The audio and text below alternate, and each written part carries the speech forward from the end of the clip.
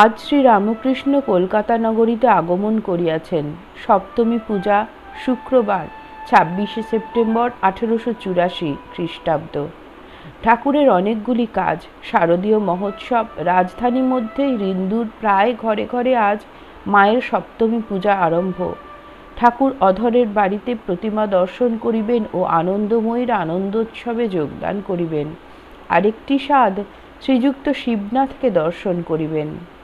বেলা আন্দাজ 2 প্রহর হইতে সাধারণ ব্রাহ্ম সমাজের ফুটপাতের উপর একটি ছাতি হাতে করিয়া মাস্টার পদচারণ করিতেছেন। 1টা বাজিল, 2টা বাজিল, ঠাকুর আসিলেন না। শ্রীযুক্ত মহানবীশের ডিসপেন্সারির ধাপে মাঝে মাঝে বসিতেছেন। দুর্গাপূজা উপলক্ষে ছেলেদের আনন্দ ও আবাল বৃদ্ধ সকলের ব্যস্ত ভাব দেখিতেছেন। বেলা 3টা বাজিল। কিয়ৎক্ষণ পরে ঠাকুরের গাড়ি আসিয়া উপস্থিত হইল। গাড়ি হইতে অবতরণ করিয়াই সমাজ মন্দির দৃষ্টে ঠাকুর করজোড়ে প্রণাম করিলেন। সঙ্গে হাজরা ও আরো 2-1টি ভক্ত। মাস্টার ঠাকুরের দর্শন লাভ করিয়া তাহার চরণ বন্দনা করিলেন। ঠাকুর বলিলেন, আমি শিবনাথের বাড়ি যাব। জয় ঠাকুর।